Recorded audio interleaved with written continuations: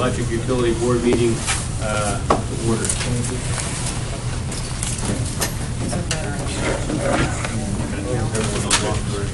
Go over this a little bit. That's more instructions for later on in the day. Anyone signed up, Olivia, for public comment? None there. Okay. All right. Public City Council. All right.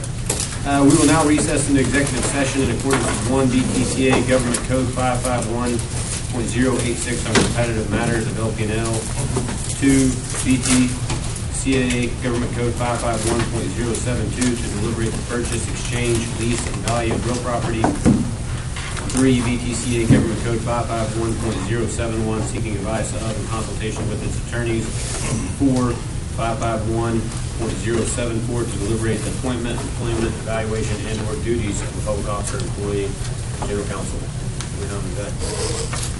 Public City Council will hold an executive session today for the purpose of consulting with the city staff regarding competitive matters for public power utilities under Section 551.086 of the Texas Government Code, pending or contemplated litigation of settlement offers, and hold consultation with attorney under Section 551.071 of the Texas Government Code, purchase, exchange, lease, or value of real property under Section 551.072 of the Texas Government Code, personnel matters under Section 551.074 of the Texas Government Code. All right, it's 12:43. We will now reconvene in open session of the regular Electric Utility Board meeting for February 18th, 2020. Item 7, we need to approve the minutes for the regular board meeting on January 21st and the special call Electric Utility Board meeting of January 21st, 2020. I think everyone's had a chance to read those, and I'll entertain a motion. So moved. Motion, and a second? Second. All those in favor do so by saying aye. Aye. Any opposed by the same? That one carries. Item 8. Yeah, item 8 is the director's report. I think we have this. You want to do the presentation? We do. I'm going to get Don and Greg to come up here with me. Do some kind words for Mr. Kasner.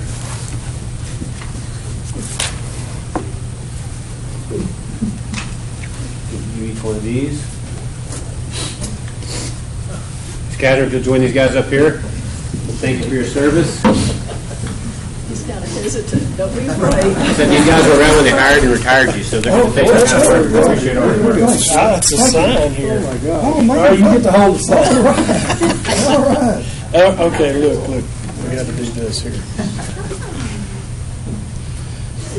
You're against this, right?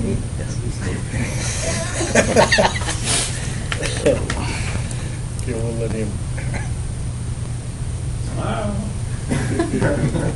The only time you see That's cool. Okay, Hey, look at that. I got that. You don't have to open it, so I know what it is. Anyway, I've seen it on. Oh, there is something in there. Oh, thank you very much. Richard, I'm going to say just a couple things because I believe it was in December of 2014 that you became the general counsel. And for the period, probably a year and a half prior to that, we had been in quite a bit of turmoil. And your steady hand, your good advice and counsel has been essential to our getting through all the processes and decisions and everything that we've done since that time. And I said at one city council meeting that if Mr. McCullough was the quarterback of our team, well, if he was the quarterback, you were the center, the fullback, and probably the running back on the line. So it's been a really good 5 years plus, and we wish you the best of luck. And Thank you, Greg. I your really services. I really appreciate that, Greg. And I second everything that Greg said. It's been a pleasure working with you and everything else.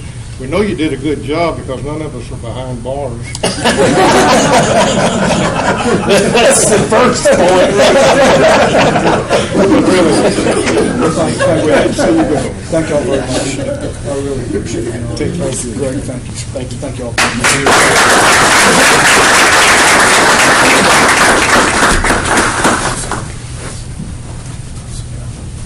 All right, Dave, before we get started, we just want to introduce Mr. Eddie Newell, who joins us from Lubbock National Bank. He's a board member. It's his first meeting, and everyone's got a chance to introduce themselves. If not, get rid of him. And Eddie, thanks for being here and thanks for your time for this.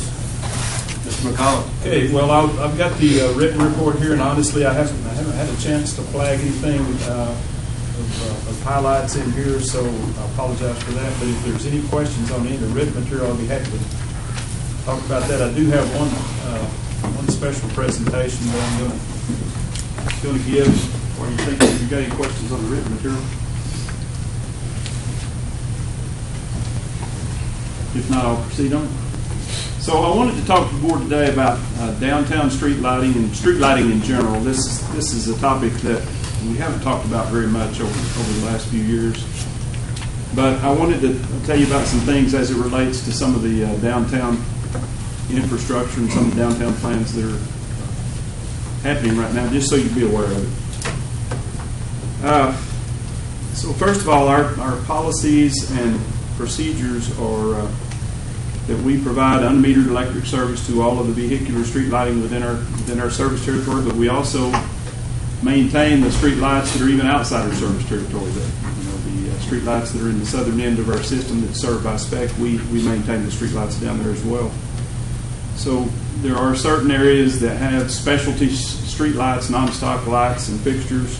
Those have to be approved by the city council, and the subdivider has to maintain stock for us to use in replacement when we have to replace those poles. When a developer puts in a new subdivision, we charge the developer $2,507 per light, and that's to pay for the installation cost of those lights.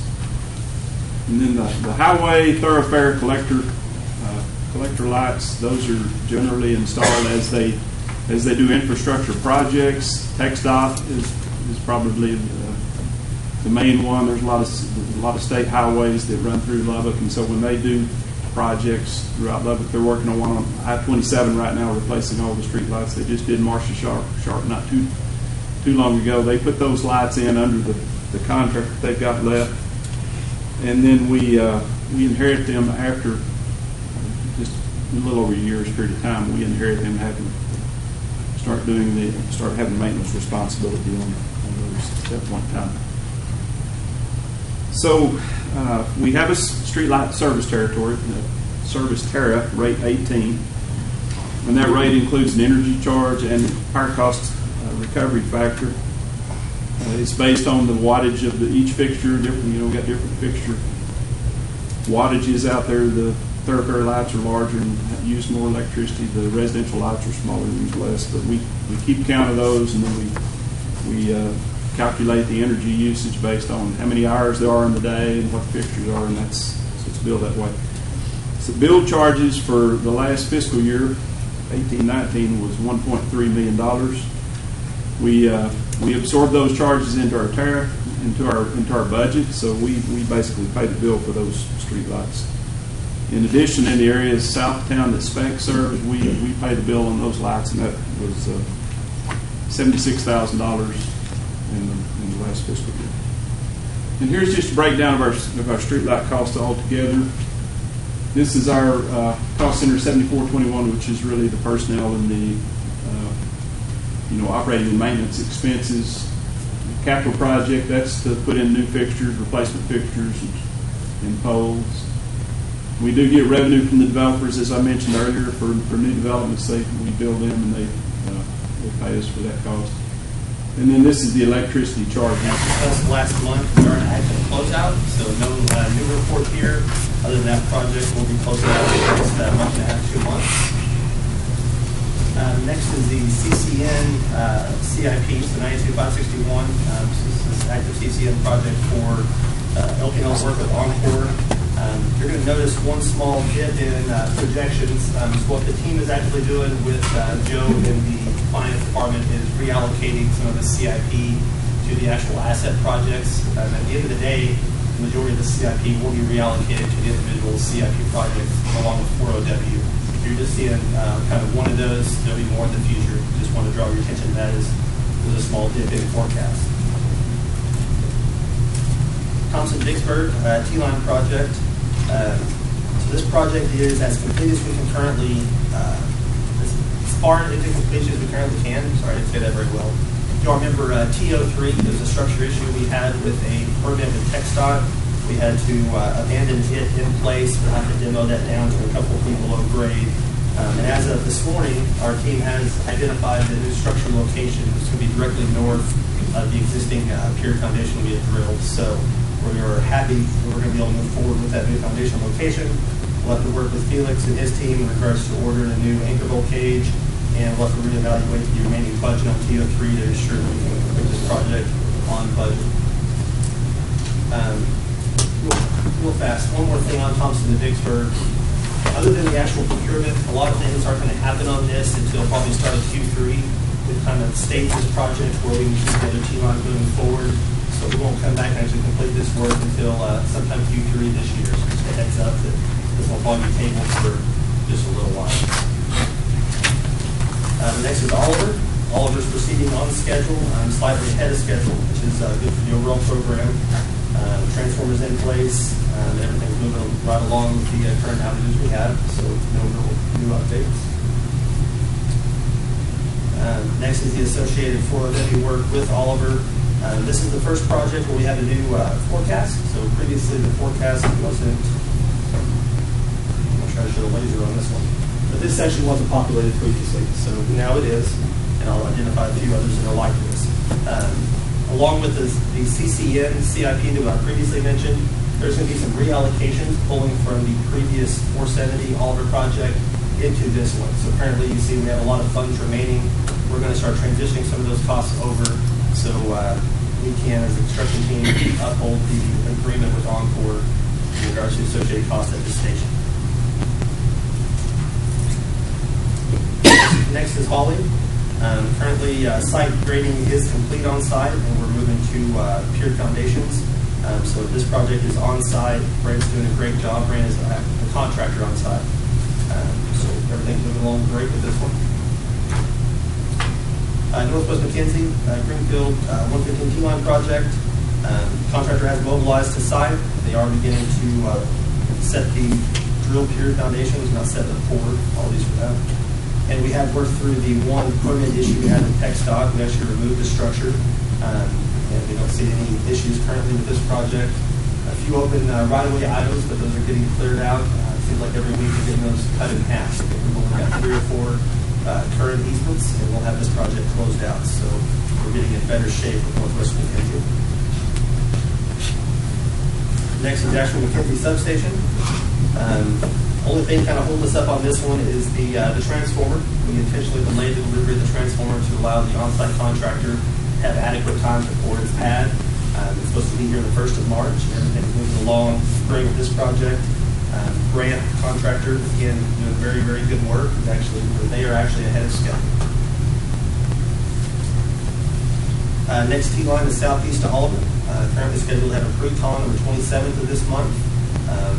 Last DOV, you'll elect the Canyon Power Solutions as the contractor, so we're moving forward with them. No other real updates southeast to Oliver. We don't see any big issues there. Chalker to Thompson, another ongoing T-line project. A few little hiccups with some personnel parking on private property last week, but other than that, standard construction issues we're working through. Contractors working along with Excel on some outages we're going to need on a T-line that we have to cross. Other than that, the project's moving along well. Next T-line is Erskine McKenzie, 92460. So 219, actually tomorrow, we'll be having our pre-con with the contractor, as well as mobilization the first week of March. So that project's moving along well.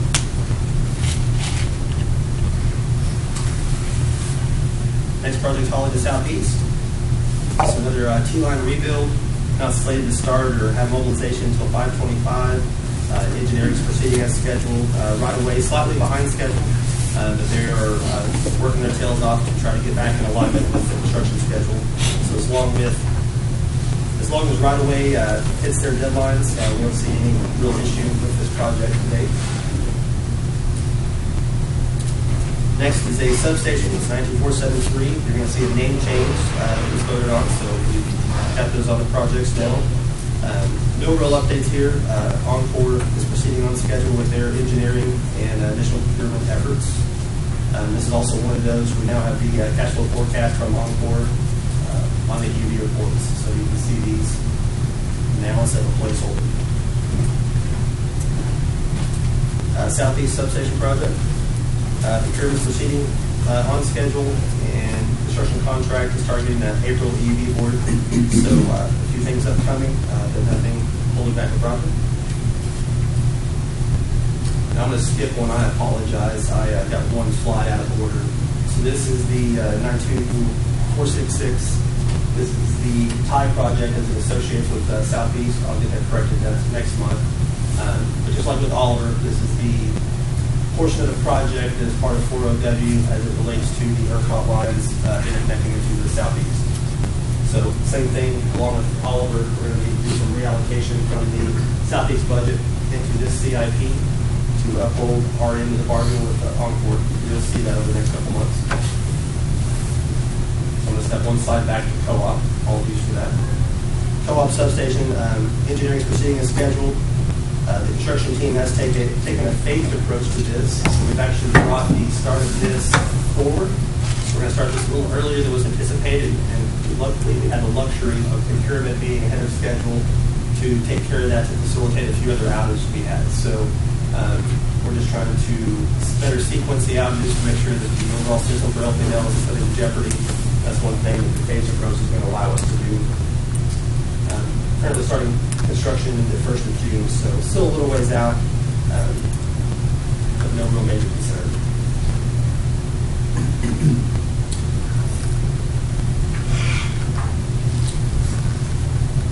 All right, 92610 is Abernathy to Wadsworth 345 line. Encore stated that right-of-way acquisition is process has started and proceeding on schedule. No issues or red flags being brought up by their team at this time. And we have an updated cash flow forecast.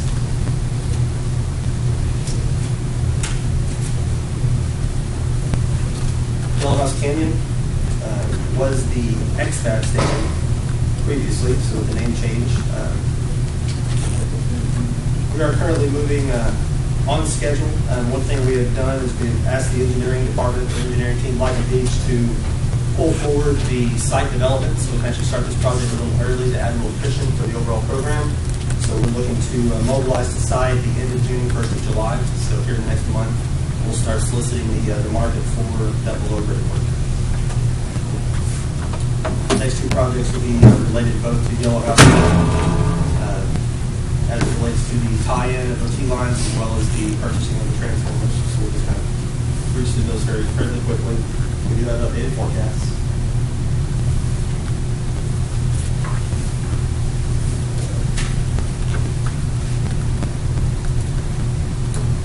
All right, the Holly to Slayton 115 T-line, 92478. Everything on this project is moving forward on schedule, slightly, I guess in our opinion, ahead of schedule. We've kind of paired this project, which is the T-line rebuild, along with Holly to Southeast, just trying to better utilize the right-of-way team we have in the field, take care of them both at the same time, instead of having to remobilize contractors. So this one, while we technically started early, so we're going to do that as soon as we complete Holly to Southeast. That's why it's later on in the presentation. We feel very confident with this project. Next, Dunmore Station. Planning and permitting is moving forward with the city for the new control house and a substation location. Engineering, procurement, everything's moving forward on time. No concerns at this time on Dunbar. As with Yellowhouse, there's two other actually CIPs that relate back to it. We'll move through those.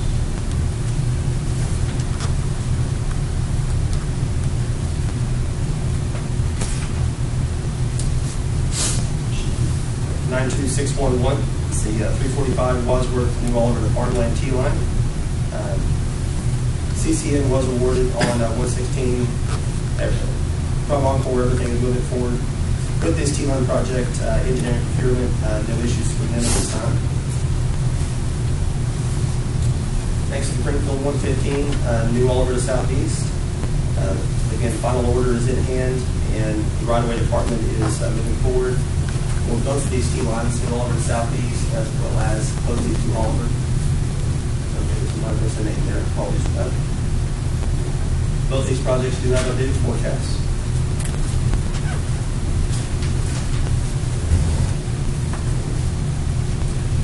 And waiting on the fourth and final CCN, we have a couple of additional projects here. So one is 92526 for the potential 115 line from north to XFAB. No real updates here. We've been waiting on the last CCN, but we do have anticipated forecasts if the CCN was to allow for this line, as well as the Abernathy North 345 line.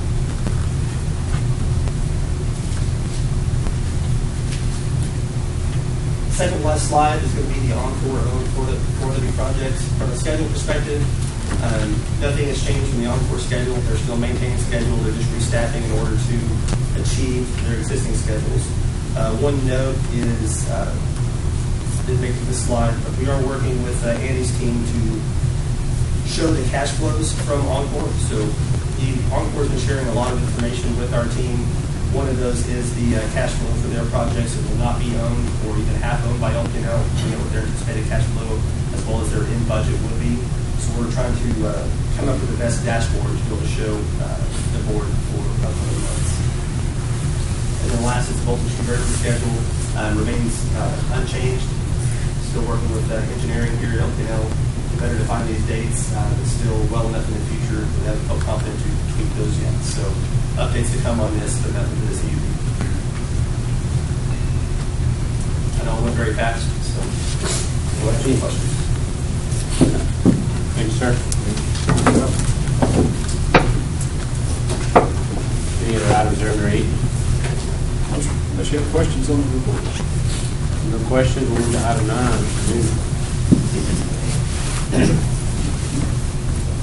All right. Well, good afternoon, everyone. For those of you I got to meet last week, hello, and to the rest of them, I did thoroughly miss you guys. So it's so nice to be back.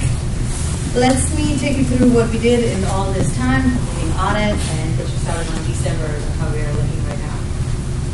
We'll start off with our normal income statement overview, and as you can see, we have decrease of $2.8 million in our operating revenue. That is largely due to our power marketing revenue being down, along with our PPRF rate adjustments that we have made in the previous months.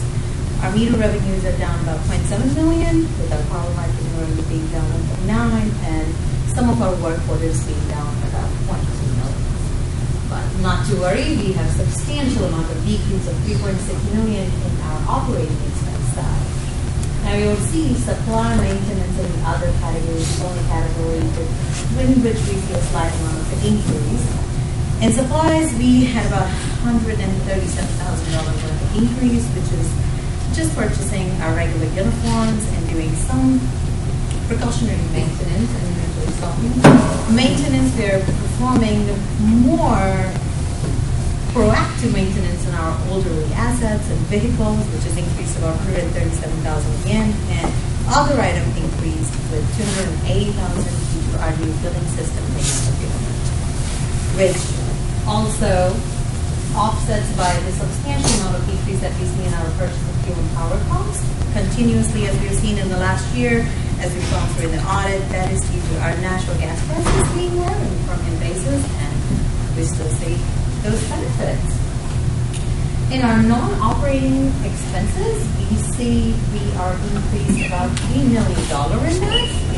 That is largely due to our interest expense from 2018 bond issuance of $361,000, about $192,000 in our BOA notes fees, and currently, in the current year, one thing that we have changed is upon city's request, we are sending our FFE and pilot to city instead of in our transfers category. We are sending it as a miscellaneous item, which is why our non-operating expense has a substantial increase. but you should be able to see this pattern throughout the year going forward. So that also means we have a substantial amount of decrease in our transfer, largely due to FFB and pilot not being there, and our previous years being a catch-up year for transfer for Citizens Tower. Moving on to our balance sheet, we see a slight decrease in our cash balance. That is not unusual. It is largely related to our escrow amounts, our notes proceed, and some of the timing differences. Nothing substantial happened in the category. We also see some decrease in our accounts receivable. Now, that is due to, again, our rate changes, and we are moving into our winter months, so we will see some decrease in that.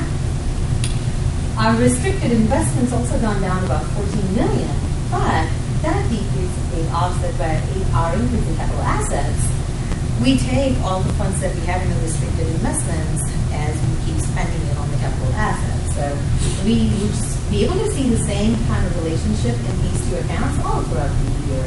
And our capital assets have increased when compared to the prior month itself. We spent $10 million, and that number should continue to go higher and higher.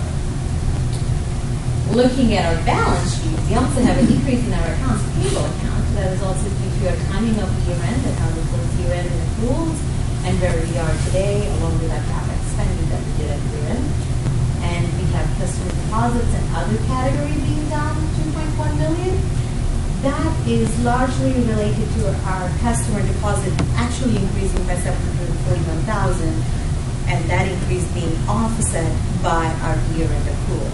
We had a one payroll period at year-end, which required us to accrue that expense. Now, as we unwind those accruals, we'll see decrease in that category.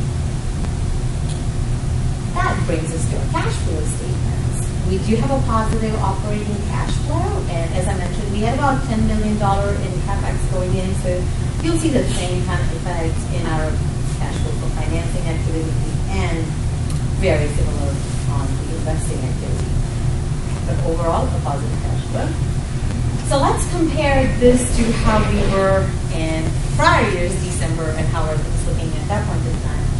So if you would notice, we have about in our consumer meter revenue, actually, we have about 1.48% increase, which is being offset by all of our other revenues. And on the expense side of it, since we are in the first quarter at December, we would expect all the categories to be about 25% of where the budget should be. So when we look at everything in comparison to 25% of where they all should be, they are actually all trending well below 25%. And when we compare it to last year where we were at this point in time, we're looking pretty good. So there is nothing substantial happening in any of the categories of the spring month. So we're pretty much in line with our budget. Any questions? Questions? Yes, sir.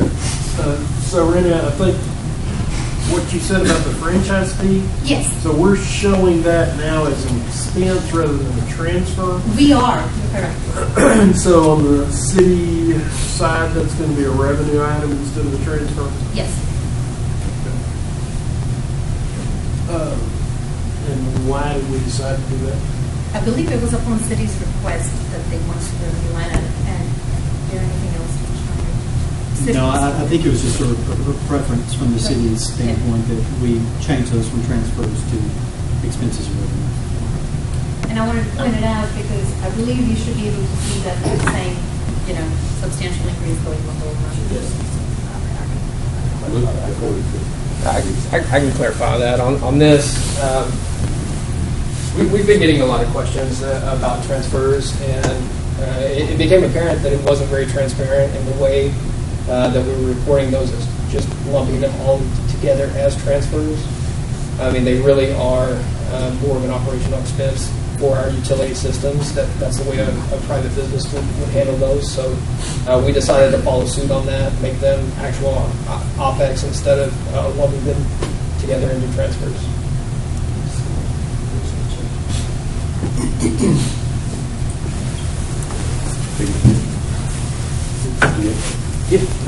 Thank you, ma'am. Thank you, guys.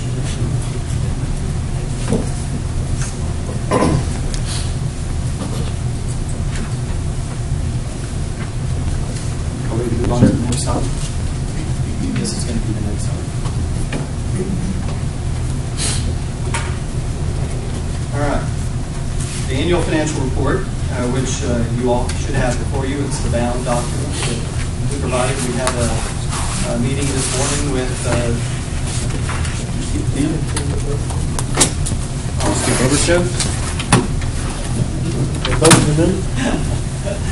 I got out a lot. I'll speak to item number 10. Item number 10 is a budget amendment that is affecting 3 capital projects. The first being CIP 19477, 115 Line Eagle, Holly to South Beach, and there's an increase of $2.7 million on this project due to increases in construction and right-of-way costs. CIP 92635, there's an increase of $3.1 million in this project. But given this project, it's just moving up. It was in our capital program next year to be issued for $2.8 million. But we're just moving that money, that funding up 1 year to stay on schedule. So the real increase for this project is only $800,000, and that's for increased right-of-way and construction costs as well. And then the last one is increase for, we're going to establish CIP 92668, Wadsworth Beaney upgrade, and the reason for this was the separation of the Dunbar substation and Wadsworth work, so we have to create a capital project for Wadsworth in the amount of $1.5 million. I motion to consider that budget amendment. Second. Any discussion? All those in favor say aye. Aye. Opposed by the same. No passes. Bertram, we're now to item 11. I was so excited to talk about annual financials. I knew y'all were too, so sorry about jumping ahead there. Excitement from the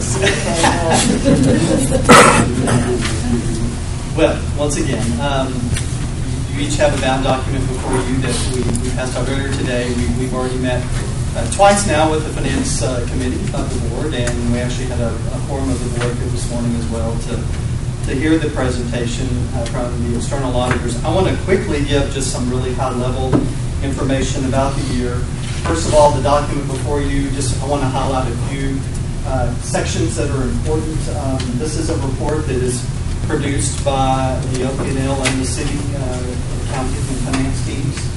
It takes a lot of effort. It begins a number of months ago and culminates pretty much now, and a couple weeks now from now, the City Council hopefully will accept the overall city's CAPR and financial report.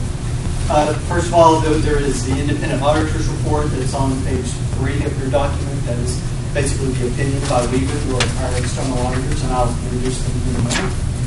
There is a section, pretty lengthy discussion on, it's a management discussion and analysis that goes over all the high-level details of the fiscal year and moving events that occurred that impact the financial statements. Then on page 35 is a statement of net position, or better known as the balance sheet. 37 is the statement of revenues, expenses, and changes in that position, or otherwise known as income statement. Statement of cash flows follow that. And then another lengthy section, which is the notes to the basic financial statements, which covers some significant accounting policies. It covers debt investments, pension and OPEB, liabilities, debt. Some other large categories go into the additional detail there. Also included this year at the very end, a glossary. I guess that's the right term.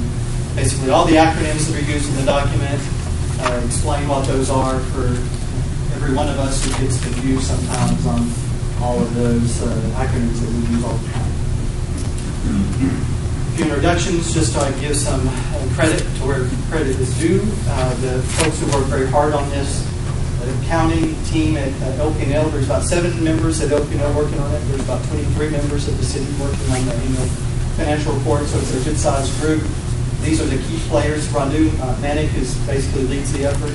She's our accounting manager.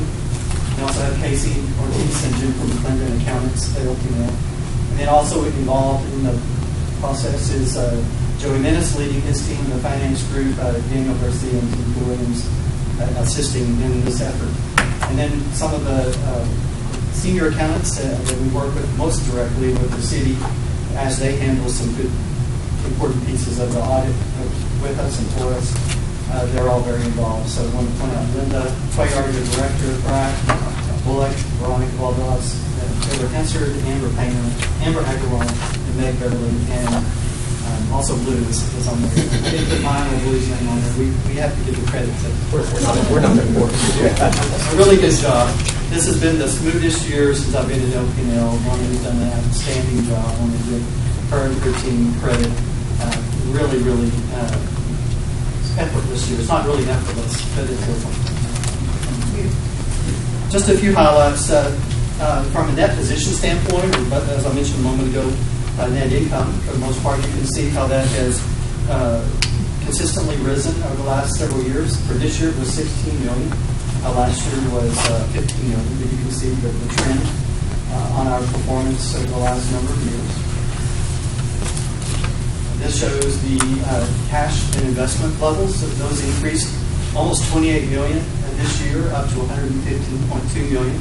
Our days cash on hand calculation went from 170 days last year to 256 days this year. So the rating agencies will definitely take note of that. Of course, a lot of that has to do with the over recovery and the setting aside of the $24 million that we get for the hold harmless payment that will be due next year.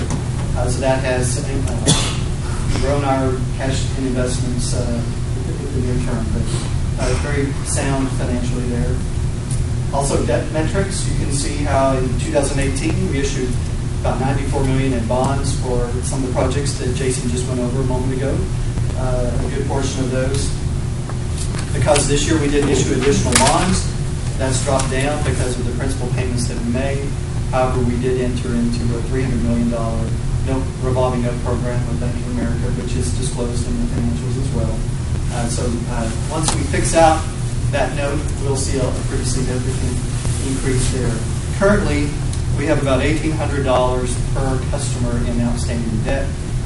Fitch Ratings, their metrics that they utilize, AA rated utility typically has about $3,800 per customer. So we're currently well below that level. Of course, that will rise as our debt levels increase over the next several years. Our financial model this year had anticipated, at least the budget that was approved by council, it anticipated a planned deficit of $3.5 million. However, we ended the year at a surplus of $2.6 million. Most of that had to do with, we were about $2.1 million under budget in our operations. We were also had revenues that were about also $2.1 million greater than projected. Most of that coming from our off-system sales that were greater than projected.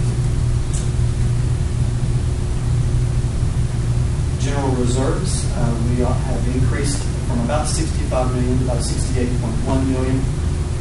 So currently we're at about 3.5 months of reserves. The policy level set by the council is 3 months. So we're in excess of that. Actually, we're in excess by almost $11 million over the reserve policy. However, our financial models plan to be drawing that down over the next several years as we kind of go over this hump of expenses getting into ERCOT.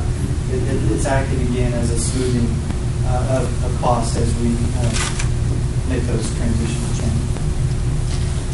And then finally, we have a couple of folks here today from Weaver. They're not going to go through their presentation again since the board and finance committee heard that this morning.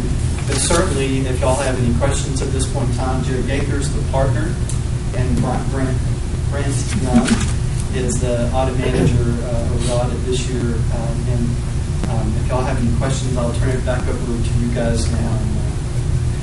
One thing that I do want to point out too, in our finance committee meeting this morning, we had some conversation on a couple of issues, actually several issues in the audit, and I wanted to clarify some of that. The first one is on page 38, I believe. Just a couple of things on the cash flows, some tweaks we need to make. On page 38, under the fourth section down, is cash flows from investing activities. That first line item says proceeds from sales and maturities of investments. And in the far right column, it has in brackets $109 million roughly. That should have been down one row. It should have been in that purchases of investments line item. So we will make that change. And then also, I believe on page 58, is another table. This is in the pension section. It's just dates were not updated. On page 58, that bottom table has 2019 through 2022. That should have been 2020 through 2023. So we'll also propose that change be made. What was the this one? But Andy, I'm sorry, do you mind, Mr. Chairman? All right. Sorry about that. I was looking into this and had Ms. Cuellar pull some information from us. So the TMRS portion of this is everything is done. The GASB 68 calculation, the tables are all done by an actuary, Gabriel Roger-Smith, GRS. So they provide us a TMRS reporting package for GASB 68 every year. This is the exact table that's in their actuarial report. So 2019 through, and then they have 2019 through 2023, and thereafter with 2023 and thereafter being zero. So we left those two out of this table, but the exact years that they have in their actuarial report are 2019, 20, 21, and 22.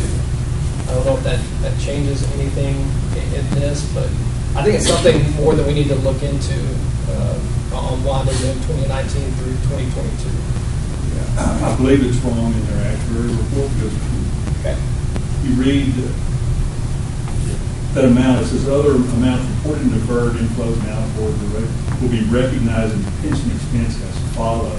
219 is already happened. I fully understand. I'm saying that's... Yeah, I think it's just a mistake. Okay. And that's probably why it's been picked up that way, because it's just been copied for out many of years. actuarial. Okay. Yeah, we looked historically, and it's been consistent. We're consistent with what we've done in the past, but I do think We're consistently wrong. somebody's consistently wrong. I wanted to write that. The amount is deferred inflow and outflow, and the disclosure is the years it's amortized over the next 5 years. So the disclosure is how much we'll get the financial statements in the next 5 years. Exactly. What I wanted to make sure on this is if that is 2019 kind of valuation year, actually, so a calendar year that's supposed to be picked up in fiscal year 20. So it's something we need to clarify with that. The third item that there was a question on that I wanted to clarify today on page 51 is our capital assets. And there was a question this morning on, under that first section, it's the non-depreciated capital assets. There is a section there, it's electric distribution plant for about $17 million. And the question was, what do we have on the books that we're not depreciating? We did verify that all of that is land or rights in land easements, basically. So that is what that total is, and that makes sense that that piece would not be being depreciated. So everything else related to those assets are in that depreciated section. So hopefully that clarifies some of the questions from this morning and gets everyone comfortable. I'm guessing that when we went back and broke all that out for FERC accounting, that somehow we picked up those headings. Maybe we called it land in the past. Absolutely, We yes. broke it out. This is more in the first categorization. And you're right, historically, we would have seen a land category in there. And so we may want to look at, presenting that a little bit different so it's clear, or at least notating what that is in the future. That's a good question. Yeah. So those were some clarifications I wanted to give you from earlier this morning. So again, I'll turn it back over to you if y'all have questions or anything for myself or for the external auditors. I'll turn it over to the chairman of the finance committee, and if you had any findings or anything that you guys didn't see before we consider resolution or not, that you can recommend. No, we don't have anything else that hadn't already been discussed, and so we will approve this if that's appropriate. Okay. Those are the material and things that you're going to change or correct it there. So we got a motion from Mr. McMahon, and we have a second. Second. We have a second. From Mr. Taylor. All those in favor say aye. Aye. Opposed by the same. That one carries.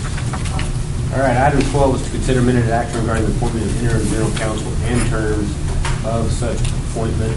We were all aware that Mr. Kaiser's last date will be a week from today, Tuesday, February 25th, and therefore, we have the position of the general counsel interim appointment there, so we'll consider that. Yes, ma'am. Mr. Chairman, the form of devotion on the appointment, President on the signature for the year devotion and program for both the city of Bow. So we are going to let you go. And so we are going to, the board recommends that we appoint Ms. Jenny Smith as our interim general counsel effective February 26, 2020, at a salary of $150,000. Ms. Abbott, that's a motion? Yes, sir. All right, we have a motion in regards to interim general counsel for Jenny Smith at $150,000 effective February 26th, 2020, with Mr. Gadsby's retirement being February 25th. Do I hear a second? Have a second? By Mrs. Henry. Any discussion there? All right, we'll take a vote. All those in favor, do so by saying aye. Aye. Any opposed by the same? Motion carries. Item 13, distribute email access forms and related information regarding email accounts. I do not know who is discussing this. I'll take this, and it'll be brief. I believe you all received at your spots the login information to access your email accounts as well as an email access form. This is, for you all to be able to communicate with staff as necessary. And so if you can fill out the form and then work with Ms. Pierce, she has the email information and the password information. Okay, discussion on the email access forms. No more text messages, correct? Not recommended, highly not recommended. Scheduling, will our meetings, things like that, are they going to go to this for a calendar? Like, is this set up in your phone, or is this only web-based? There is an Outlook app that you can do as well, and everything is on the city server. So if I can bring the instructions for the app. I just, for, obviously, we all have private on Outlook and everything else, calendars. Some of us may still use hard calendars. I don't know. But regardless of that. You got a problem with that? No, I actually both a little bit, so it's usually one or the other. But we need to make certain, especially even those moving to the new Citizens Tower and those type of things, we know where the meetings will be held and that those are sent out in time, and whether it's the HR committee or finance committee, I know we had some of those this month, things like that. I don't know who those are coming from or what, but that they get on the same, they all go on my work one, for instance. So, but that's for my secretary and stuff like that to see that, wait, he's out for Love Fire Night. I don't know how everyone else is on that, but she's not going to be able to see this. So will those still continue to come to our work email for the meetings? The idea would be that everything goes through the city server. Okay. If that's an issue in terms of scheduling on calendars, we can certainly think about how else we can do that, but the idea would be to have everything on the city server. What do y'all thought? Do we all have like meetings too and everything? So add on a calendar to calendar? Have meetings on our other, because some of us are not.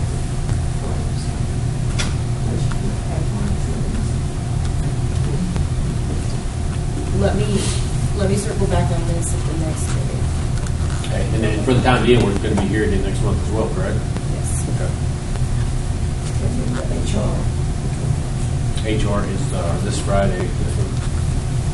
Okay. Any other discussion there or questions on this? There's a form that you need to sign that they have. I don't think it has anything besides making certain that you don't confidentiality, things like that. It's going to be for no business, no personal matters, anything like that. Open records, retention notice, basically. Looks like this. You should have that somewhere. So, Sign this and from this to, Ms. Pierce. so there's that. it looks like an important phone number here for. That's IT. Which is Cal, IT. Okay. Brings us to the consent agenda items. Hopefully everyone here has had a chance. There's a lot of them on here today. 14 through 25 I assume everyone's had a chance to read those and go through those. If there's anything you can pull, let me know now. If not, I will entertain a motion for items 14 through 25. Motion that we approve the consent agenda as presented. Got a motion from Mr. Bowman, need a second? Second. Mr. Turner, all those in favor say aye. Aye. Any opposed by the same? Motion carries. Mr. Kasner, we appreciate it, all your work for this and what you've done over the past year. I hope you enjoy retirement. I'll let you adjourn the meeting. Can you do that?